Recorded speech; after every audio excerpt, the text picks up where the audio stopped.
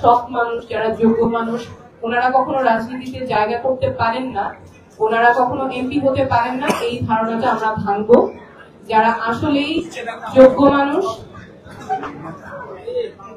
যারা আসলেই যোগ্য এবং সৎ এবং জনপ্রতিনিধি হিসেবে কাজ করতে পারবেন, তাদেরকে আমরা জাতীয় নাগরিক পার্টি থেকে সংসদে পাঠাতে চাই।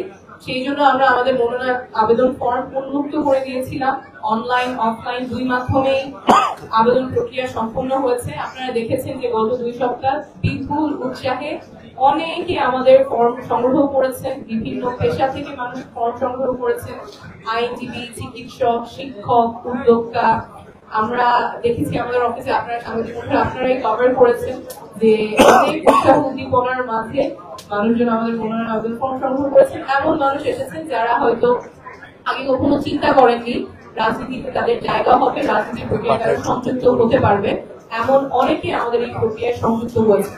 দেশব্যাপী একটা বিপুল উৎসাহ উদ্দীপনা তৈরি হয়েছে। সেই ধারাবাহিকতায় আমরা আজকে আমাদের যারা মনোনয়ন আবেদন প্রত্যাশী, যারা ফর্মগুলো তুলেছেন, তাদের বাছাই প্রক্রিয়া শুরু করেছি। তাদের সাথে আমাদের যে 10 জন বিভাগীয় সম্পাদক আছেন, তার সাথে 10টা টিম 10 বিভাগ থেকে আজকে থেকে আবু সাইদ কনভেনশন হলে মত বিনিময় শুরু করেছেন। আজকে কালকে দিনব্যাপী মত বিনিময় চলবে। আমরা চাই একটা স্বচ্ছ প্রক্রিয়ার মাধ্যমে আমাদের ফাইনাল যে মনোনয়ন তালিকাটা হবে সেটা একটা স্বচ্ছ প্রক্রিয়ার মাধ্যমে হবে। মনোনয়ন আবেদন ফর্ম উন্মুক্ত ছিল।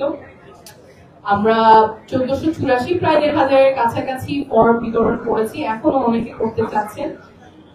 আমরা সবার সাথে কথা বলবো, সবার সাথে একটা স্বচ্ছ প্রক্রিয়ার মাধ্যমে এটার ইভ্যালুয়েশন হবে।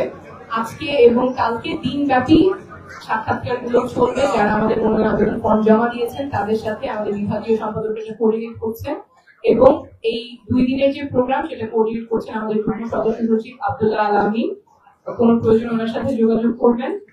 আমরা নতুন ধারা যুক্ত করতে চাই রাজনীতিতে, জবাবদিহিতার সংস্কৃতি যুক্ত করতে চাই এবং জবাবদিহিতার সংস্কৃতি তৈরি করার একটা গুরুত্বপূর্ণ ধাপ হলো এমন মানুষকে রাজনীতিতে নিয়ে আসা